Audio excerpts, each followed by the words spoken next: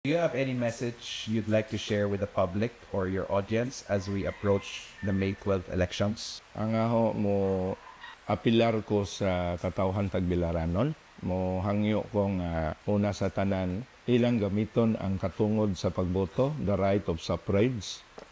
Tungod kay kana siya na enshrine na sa atong sa 1987 Philippine Constitution Article 5, the right to vote.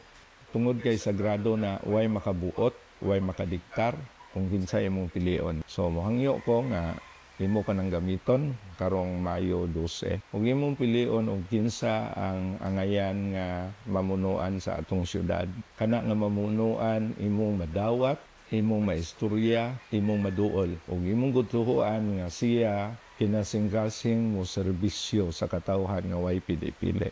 Ikaw ug ako, kitang tanang Tagbilaranon, magtinabangay ta aron atong makabot ang tinuod nga kausaban nga dugay rang gipangandoy sa katawhang Tagbilaranon. Mohangyo ako kaninyo nga sa Mayo 12 pohon, dili ninyo kalimtan numero 16 sa balota, Lamdagan Joseph pagkakonsihal. Paghang salamat.